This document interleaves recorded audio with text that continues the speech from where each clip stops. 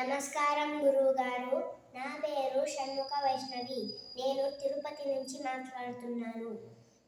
నేను SV university campus స్కూల్లో 2వ తరగతి చదువుతున్నాను. వేదంలో శ్రీ చక్రం గురించి చెప్పబడిందా? శ్రీచక్ర ఉపాసన లేదా పూజ ఎలా చేయాలో దయచేసి చెప్పగలరు? ధన్యవాదాలు.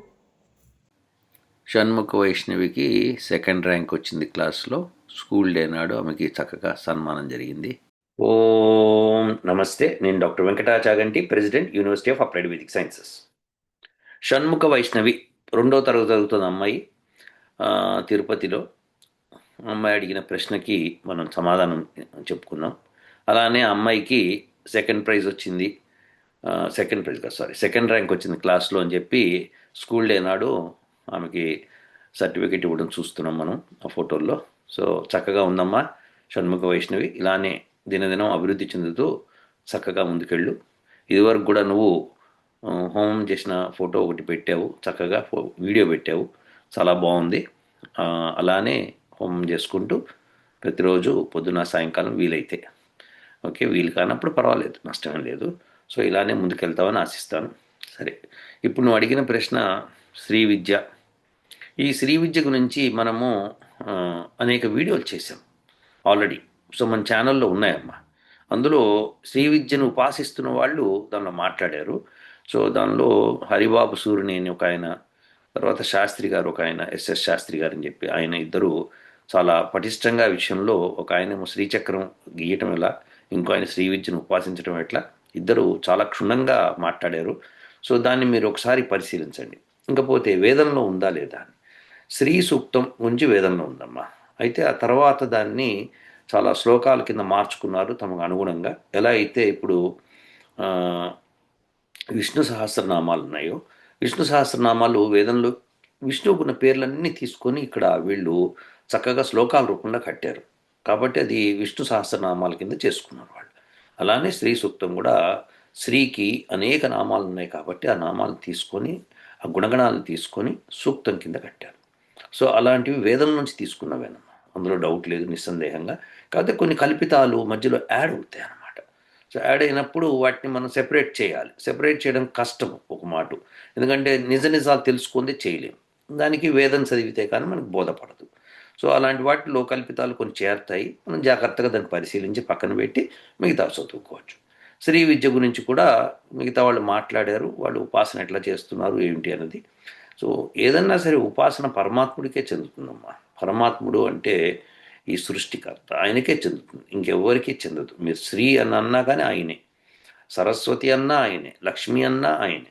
సో అట్లా ఆయనకి స్త్రీలింగంలోనూ పుంలింగంలోని పేర్లు ఉన్నాయి, అలానే నపుంసకలింగంలో కూడా పేర్లు ఉన్నాయి. సో ఇలా పరమాత్ముడికి అనేక నామాలు ఉన్నాయి కాబట్టి వాటిల్లో ఒక్కొక్క కేటగిరీకి చెందినవి కొంతమంది దాన్ని గురువులు తీసుకొని ఉపాసన మొదలుపెట్టారు. ఆయన దగ్గరికి చేరిన శిష్యులు కూడా ఆ ఉపాసన మొదలుపెట్టారు. ఇలా అనేక మంది అనేక గుణాలతో ఉపాసించడం మూలంగా మన దేశంలో అనేకమైన హిందూ సెక్షన్స్ ఏర్పడ్డాయి అన్నమాట. సో కొంతమంది శివుడని, కొంతమంది విష్ణు అని, కొంతమంది సరస్వతి అని, కొంతమంది దుర్గా అని, కొంతమంది శక్తి అని, కొంతమంది ఇట్లా శ్రీ అని చెప్పి, శ్రీ సూక్తం అని చెప్పి, ఇట్లా రకరకాల సెక్షన్స్ ఏర్పడ్డాయి. అయితే ఇప్పుడు ఎవరు గొప్ప ఎవరు పేద అన్నది సమస్య కాదు ఇక్కడ. అందరూ వాళ్ళ దృష్టికోణంలో వాళ్ళు ముందుకు తీసుకెళ్ళారు. మనం పరమాత్మను ఉపాసించేటప్పుడు గుర్తుపెట్టుకోవాల్సింది ఈ సృష్టికర్త ఎవరు. ఆ సృష్టికర్తను మనం తలుచుకుంటూ ఆయన గుణగణాలను తలుచుకుంటే అందులో స్త్రీ కూడా ఒకటి వస్తుంది అనమాట. ఆ స్త్రీ గుణగణాలను తీసుకొని మనము ఉపాసించవచ్చు, తప్పేం లేదమ్మా. అయితే ఉపాసనలో కొంతమంది ఏం చేస్తారంటే ఉపాసనని కాస్త ఎక్స్ట్రా కాస్ట్ కఠినం చేద్దాం మనం అని కొంతమంది ఈ మధ్యకాలంలో వచ్చే గురువులు వాళ్ళు ఏదో ఎక్స్ట్రా పెడదామని చెప్పి నాటకాలు చేస్తుంటారు అనమాట. దాంతో ఏమవుతుందంటే అస్సలు విషయం పక్కకి దవ పట్టేస్తుంది అనమాట. అలా కాకుండా ఒరిజినల్గా ఉంటారనమాట. సో ఆ ఒరిజినాలిటీ పోయి పక్కదవ ఎక్కువ అయిపోతుంది. సో ఆ పక్కదవ ఎక్కువైపోయినప్పుడు ఏమవుతుందంటే ఇదంతా నిజమేనా అబద్ధమా అని డౌట్ వచ్చేస్తుంది అనమాట. సో అందుకని మనం ఏం చేయాలంటే దాన్ని ఫిల్టర్ చేయాలి. దాన్ని ఫిల్టర్ చేయాలంటే మనకు ఆ ఎడ్యుకేషన్ ఉండాలి, లేకపోతే ఫిల్టర్ చేయలేము మనం. సో మనము దాన్ని చదవాలి. సో వేదం చదువుకుంటే కనుక మనకి నిజాలు బోధపడతాయి. ఇంకా వేదం చదివే కాడికి మాకు శ్రీ సూక్తం చదవడం ఎందుకు, ఇంకా మేము శ్రీ సూక్తం గురించి మేము అడుగుతున్నప్పుడు దాని గురించి చెప్పాలి కానీ అంటారు. దాని గురించే చెప్తున్నా. శ్రీ సూక్తంలో నిజ నిజాలు తెలవాలి మీకు. సో కొంతమంది కొన్ని పద్ధతులు పాటిస్తూ ఉంటారు. ఆ పద్ధతులు సరైనవా కావా అంటే, మరి మోక్షానికి అర్హత సంపాదించాలంటే మనము యోగ దర్శనమే చదవాలి. పతంజలి రాసిన యోగ దర్శనం ఉంది. యోగ దర్శనాన్ని మనము చదివి దానిలో నిజ నిజాలు ఎలా వాటిని చెప్తాడో ఆయన అనేది తెలుసుకొని ఆయన ప్రూవ్ చేస్తాడు ఒక్కొక్కటి. సో ఆ ప్రూఫ్ని మనం తీసుకొని ఎవిడెన్సెస్గా తీసుకొని మనం ప్రాక్టీస్ చేస్తే కానీ మనకి మోక్షం రాదు. కాబట్టి శ్రీ సూక్తం చదివితే కనుక మోక్షం రావాలి అనుకుంటే కనుక దాని పద్ధతి మళ్ళీ మనం యోగ దర్శనంకే రావాలన్నమాట. సో ఎవ్వరు ఏమి చేసినా ఫైనల్గా యోగ దర్శనం ద్వారానే అవుతుందన్నమాట. మన ఈ మధ్య ఎవరో పాపం మెసేజ్ కూడా పెట్టారు.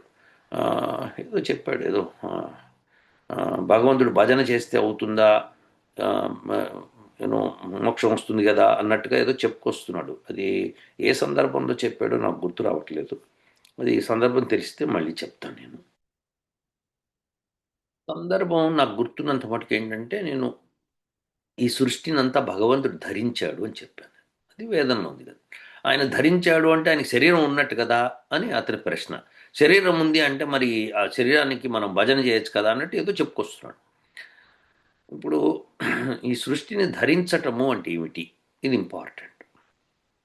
ఇప్పుడు నేను ఈ షర్ట్ ధరించాను, ఈ స్వెటర్ ధరించాను. ధరించాను అంటే ఏమిటి, దాన్ని పట్టుకుని ఉన్నాను అని అర్థం. సో పరమాత్మ సృష్టిని అంతటినీ పట్టుకుని ఉన్నాడు, అంటక పట్టుకుని ఉన్నాడు. ఇది ఆయన గొప్పతనం అనమాట. సృష్టిలో ప్రతీదీ ఆయన అంటకుండా పట్టుకుని ఉన్నాడు. నక్షత్రాణి రూపం అని చెప్పి వేదమంత్రంలో వస్తుంది. నక్షత్రాణి రూపం అంటే నక్షత్రాలన్నీ ఆయన రూపం అని చెప్తున్నాడు. సో దాని అర్థం ఏంటి, అన్ని నక్షత్రాలు, గ్రహాలు, ఖగోళాలు అన్నీ కూడా ఆయన ధారణ చేసి ఉన్నాడు అని అర్థం అనమాట. సో ధారణ చేసినప్పుడు ఆయనకి శరీరం ఉంది అని మీరు అనుకుంటే కనుక ఆ శరీరం ఏమిటి, ఏ రూపం ఉంటుంది ఒకసారి గీసి చూసుకోండి మీరు. సో మీరు గీయలేనప్పుడు మీకు నిరాకారుడే అని అనిపిస్తుంది అనమాట. ఎందుకంటే ఆయనకి ఆకారం లేదు.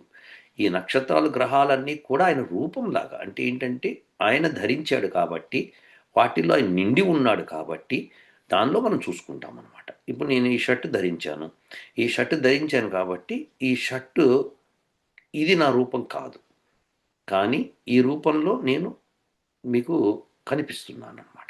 సో అలా పరమాత్ముడికి కూడా ఒక రూపం లేదు. సో అది రూపం అన్నది అసంభవం ఆయనకి. సో దేర్ఫోర్ ఆయన ఒక చిన్న వస్తువు కాదు. సో ఆయన సూక్ష్మాతి సూక్ష్మంగా ఉంటాడు, తర్వాత అనంతంగా కూడా ఉంటాడు. ఈ రెండు కలిపి ఆయన అనమాట. సో దీన్ని అర్థం చేసుకోవాలంటే కొద్ది కష్టం మీకు. సో అందుకని ఇది పరమాత్ముడి యొక్క రూపం అనమాట. ఈ రూపాన్ని మనము దర్శించాలి. ఆ రూపాన్ని దర్శించాలి అంటే కనుక యోగ దర్శనంలోకే వెళ్ళాలి. సో శ్రీ సూక్తం చదివినా, ఏ సూక్తం చదివినా అల్టిమేట్గా మోక్షం కావాలంటే యోగ దర్శనమే. సో ఇప్పుడు శ్రీ విద్యతో మోక్షం రాదా అంటే దాని గురించి డిస్కషనే లేదు నాకు. ఎందుకంటే యోగ దర్శనమే దానికి మార్గం అని నేను చెప్పేస్తున్నా. చెప్పినప్పుడు మీకు ఇంకా ఏ విద్య అయినా సరే మీకు ఈ విద్యలోకి రావాల్సిందే మళ్ళీ. సో అందుకని యోగం అభ్యసిస్తే కానీ మీకు రాదు. అయినా సరే కాదు కూడదని శ్రీ విద్య చెప్పేవాళ్ళు చెప్తే కనుక మంచిదే, హ్యాపీస్, వాళ్ళకు మోక్షం వస్తుందంటే మనకు అంతకంటే ఏం కావాలి చెప్పండి. సో అదొక విద్య కింద తీసుకున్నారనుకోండి, వస్తుందా రాదా అంటే పతంజలి మహర్షి రాదు అని చెప్పేశాడు. ఎందుకంటే ఆయన రెండింటిని డిస్కస్ చేశాడు, అన్నింటినీ డిస్కస్ చేశాడు. ఆయన డిస్కస్ చేసి ఎందుకు రాదో కూడా ప్రూవ్ చేశాడు ఆయన. సో యోగ దర్శనం చదివితే మనకి ఈ యొక్క మోక్షానికి సంబంధించినవి పటాపంచలైపోతాయి అన్నమాట. ఇదమ్మా షణ్ముఖ వైష్ణవి. బాగుందమ్మా, గుడ్ జాబ్. నీకు సెకండ్ ర్యాంక్ వచ్చిందన్న క్లాస్లో, వెరీ గుడ్ అమ్మా. ర్యాంక్ ఒకటే ఇంపార్టెంట్ కాదు, మనకి వేద విద్య ఇంపార్టెంట్. కాబట్టి ర్యాంక్ తెచ్చుకో, అలానే వేదం కూడా చదువుకో. చక్కగా హోమం అది చేస్తున్నావు, చాలా బాగుంది. 2వ తరగతిలో ఉండి కూడా నువ్వు చక్కగా చేస్తున్నావు అంటే అద్భుతం. ఇలానే కంటిన్యూ చేయి, తప్పకుండా ఋషుల యొక్క ఆశీర్వాదం నీకు ఉంటుంది. ఇప్పుడు మనము పృథ్వీ గోరంట్ల అతని ప్రశ్నకి వెళ్దాం. నమస్కారం అండి వెంకటాచాగంటి గారికి. నా పేరు పృథ్వీ గోరంట్ల, వరంగల్ నుండి మాట్లాడుతున్నాను. నేను చిన్నగా ఉన్నప్పుడు, అంటే దాదాపు 3 సంవత్సరాలు ఉన్నప్పుడు, నేను ఒక కాళేశ్వరంకి వెళ్ళానండి. మా పుష్కరాలు వస్తే అక్కడ నేను వెళ్ళేటప్పుడు ఒక స్వామీజీని చూశాను. నదీ స్నానానికి వెళ్ళేటప్పుడు పేరెంట్స్తో వెళ్తున్నప్పుడు నదీ స్నానానికి వెళ్ళేటప్పుడు ఒక స్వామీజీ చెట్టు కింద కూర్చొని ధ్యానం అంటే కళ్ళు మూసుకొని అలా కూర్చొని ఉన్నాడు. చాలాసేపు అలా కూర్చొని ఉన్నాడు. అంటే నేను వెళ్ళే దానికంటే ముందే ఎంతోసేపు కూర్చొని ఉన్నాడు. మళ్ళీ మేము అంటే అప్పుడే సూర్యోదయం అవుతుంది మేము వెళ్ళేటప్పుడు. మళ్ళీ మేము తిరిగి వచ్చేటప్పుడు దాదాపు 10-10:30 అవుతుంది. అప్పుడు కూడా కదలకుండా అక్కడే కూర్చున్నాడండి. అంటే అది నా పైన గొప్ప సన్నివేశం, నా పైన గొప్ప ప్రభావాన్ని చూపించింది. అప్పటినుంచి నేను వెతుకుతున్నాను ఎలాగైనా ధ్యానం నేర్చుకోవాలని. కానీ నాకు ఇక్కడ ఆ అవకాశం రాలేదు. ఇలా జరుగుతుందా? మీరు ఒక వీడియోలో చెప్పారు, మనం ఈ ధ్యానం నేర్చుకోవాలనుకుంటే దేవుడు ఎలాగైనా మనకు అవకాశం ఇస్తాడని చెప్పారు. కానీ నాకు ఇక్కడ కలిశాను, చాలామంది సాధువుల్ని కలిశాను. కాకపోతే అంటే వీలున్నప్పుడల్లా కొంతమంది దగ్గరికి వెళ్ళడం కలిశాను. కానీ అప్పుడు వేరే ప్రశ్నలు రావడము, కానీ ధ్యానం గురించి రాకపోవడం జరిగేది. ఏదో మాయ జరిగినట్టు జరిగేది. కాకపోతే ఇప్పటివరకు కూడా నేను ధ్యానం గురించి అడగలేకపోయాను వాళ్ళని. ఆ సందర్భం కూడా రాలేదు. ఇలా జరుగుతుంది. ధ్యానం నేర్చుకోవాలనుకున్న వారికి దేవుడు సహాయం చేస్తారంటారు కదా, మీరు అన్నారు ఒక వీడియోలో. దాని గురించి తెలియగలరని ప్రార్థన. ధన్యవాదాలు. పృథ్వీ గోరంట్ల గారి ప్రశ్న విన్నారు కదండి. ఆయన చిన్నప్పుడు 3 ఏళ్ళు ఉన్నప్పుడు పుష్కరాలకు స్నానానికి వెళ్తూ ఉంటే ఒక సన్యాసి కనిపించాడు. ఆయన ధ్యానం చేసుకుంటున్నాడు. మళ్ళీ తిరిగి వచ్చే సమయం 4 గంటల తర్వాత తిరిగి వస్తుంటే కూడా అక్కడే కూర్చొని ధ్యానం చేస్తున్నాడు. ఈ విషయం ఆయన్ని అబ్బురపరిచింది.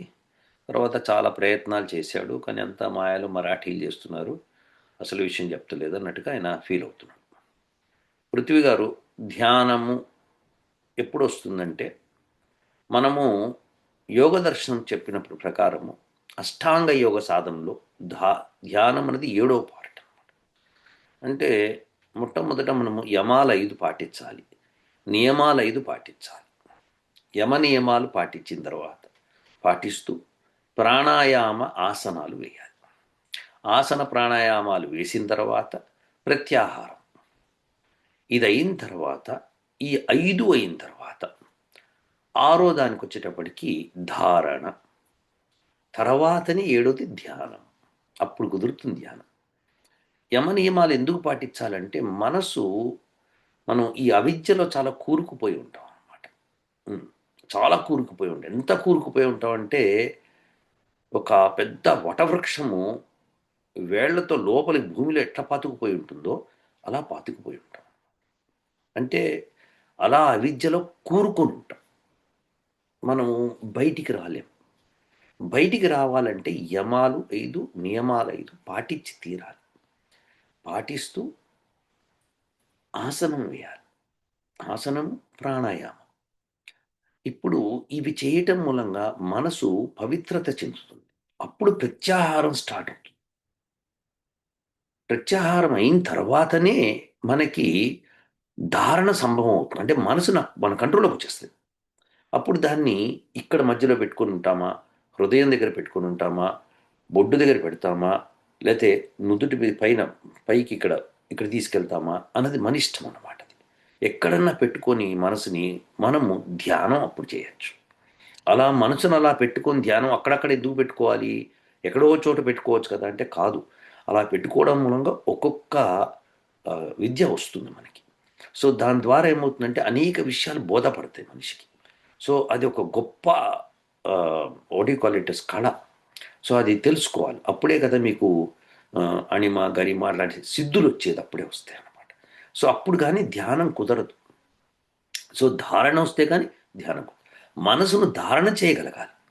మనసును ఎట్లా ధారణ చేస్తాము? మనసు అసలు చంచలం, ఒక్క క్షణం కూడా ఒక చోటు ఉండదు. మనని భ్రమింపజేస్తుంది అన్నమాట.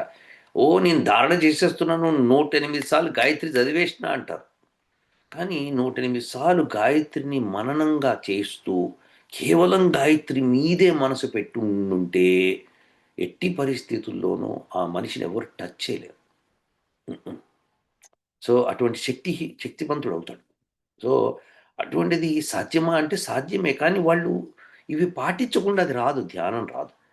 మనం జపిస్తాం తప్పకుండా 108 సార్లు జపించడంలో పెద్ద కష్టమేం కాదు. జపించడం అసలు కష్టం కాదు. కానీ జపించేటప్పుడు ధ్యానం కుదిరిందంటే ధారణ కుదిరుండాలి. మన మనసుని ఎక్కడో ఒక చోట ఏకీకృతం చేయాలనమాట. అది సాధ్యమా? మనసు ఏవేవో ఆలోచిస్తూ ఉంటుందనమాట.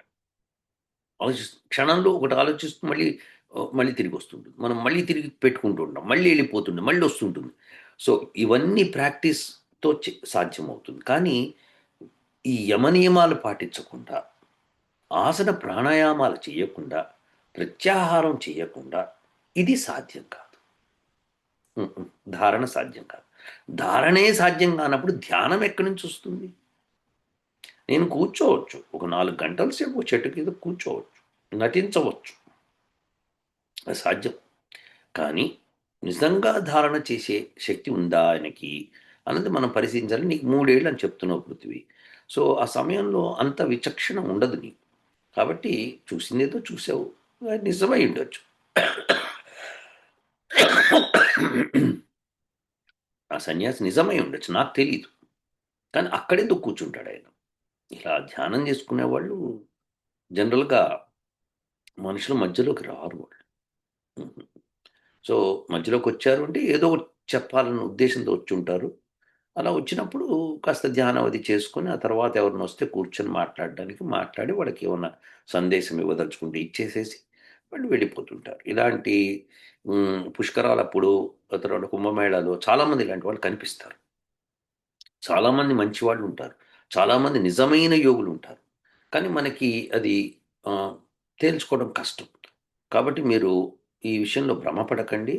ఎట్టి పరిస్థితిలోనూ యోగ దర్శనం ప్రకారము అష్టాంగ యోగ సాధనతోనే ధ్యానం సాధ్యం. లేతే సాధ్యం కాదు. నేను నేను చేస్తున్నా నాకు తెలుసు ఏమిటో విషయం అని. సో యమ నియమాలు పాటించకుండా మనకి వస్తువుల్ని వదలలేం మనం.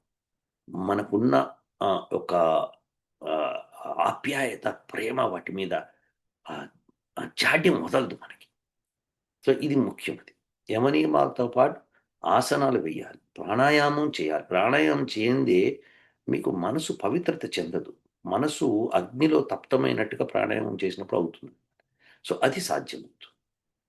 అలానే మనం ఆసనాలు ఎయకపోతే నిరోగిగా ఉండలేము. సో మనకి కంటిన్యూటీ కావాలి. కంటిన్యూటీ అంటే ఏంటి? మనకి శరీరము దాన్ని మనం తట్టుకోవాలనమాట. అంటే ఆ ధ్యానాన్ని ఎక్కువ సేపు చేయగలగాలి. ఆసనం లేనిదే కూర్చోలేము. సో ఈ ఆసనాలు వేయందే మనకి రాదది. సో ఎక్కువ సేపు కూర్చోందే మీకు ధ్యానం ఎలా కుదురుతుంది? కాబట్టి ఈ పరి అప్ ఆహ్, ఈ ఈ ధారణ చేసి తర్వాత ధ్యానం చేయాలి. మనసుని ధారణ చేయగలిగితే ఒక చోట, ఎక్కడో ఒక చోట మనలో, అప్పుడు ధ్యానం కుదిరినట్టు లెక్క. లేకపోతే మనం అందరం చేస్తాం. ధ్యానం చేస్తాం. కానీ మనసుని ఎక్కడ పెడుతున్నామో మనకే తెలీదు. సో మనం ధారణ చేయకుండా ధ్యానం చేస్తున్నాం. సో అది విశేషం అనమాట. సో ఆ ధ్యానం చేయడం మనసు ఎక్కడో చోట ఉంటుంది. దాన్ని మనము కదల్చకుండా, దాని చేత మాట్లాడించకుండా, దాని చేత ఆలోచింప చేయకుండా మనం కొన్ని క్షణాలు గడుపుతాం బ్రహ్మాండంగా. అందులో నిద్రలో మనకి నేను సుషుప్తావస్థని చెప్పాను. అంటే కలలు రాని సమయంలో డీప్ స్లీప్ అంటాం కదా! దానిలో మనకి మనసు నిలకడగా ఉంటుంది. అప్పుడు మనం ధ్యానంలో ఉన్నట్టే లెక్క. కాకపోతే మనకి తెలీదు. సో అది ఆ ధ్యానం జ్ఞానంతో ఉండటమే ధ్యానం. సో అలా మనము జ్ఞానంతో ఉంటూ మనసును పక్కన పెట్టగలిగితే అప్పుడది ధ్యానం అవుతుంది. అలా చేసిన యోగులుంటే కనుక మీరు అనుకున్నట్టు వాళ్ళ నుంచి జ్ఞానం బ్రహ్మాండంగా పొందవచ్చు. యెస్. అలానే మనకి పిప్పలాదుడు మహర్షి దగ్గరికి చాలామంది శిష్యులు వెళ్ళి ఆయన అడిగి తెలుసుకున్నారు. వాళ్ళు కూడా జ్ఞానాన్ని పొందారు. సో ఆ విధంగా పృథ్వీ గోరంట్ల భ్రమపడొద్దు. మనకి చక్కగా షడ్దర్శనాలు ఉన్నాయి. 6 దర్శనాలు చదివినప్పుడు నీకు కొంత బోధపడుతుంది. తెలుసుకోవాలి. ప్రయత్నంతో తెలుసుకోవాలన్నమాట. సో ఇప్పుడు యోగ దర్శనం చెప్పినట్టుగా ఈ అష్టాంగ యోగ సాధన చేయాలి. యమాలు 5, నియమాలు 5, ఆసన, ప్రాణాయామ, ప్రత్యాహారము, ధారణ, ధ్యాన, సమాధి. అప్పుడు సమాధిలోకి వెళ్ళగలుగుతాం. సమాధిలోకి వెళ్ళటం అంటే ఏదో భూస్థాపితం అయిపోవడం కాదు అది. అదో పిచ్చి వెరిమాలోకాలు కొంతమంది చేస్తూ ఉంటారు. ఈయన యోగి, ఈయన ఇట్లా భూస్థాపితం చేస్తే సరిపోతుంది, ఆయన యోగి కదా సమాధిలోకి వెళ్ళిపోయాడు. పిచ్చి పాటలు పాడు. సమాధి అంటే అసలు సంథింగ్ డిఫరెంట్ అనమాట. సో అందుకని మనము అష్టాంగ యోగ సాధన మీద ఆధారపడదాం. ఓకే పృథ్వీ, ఉంటానండి. ఓ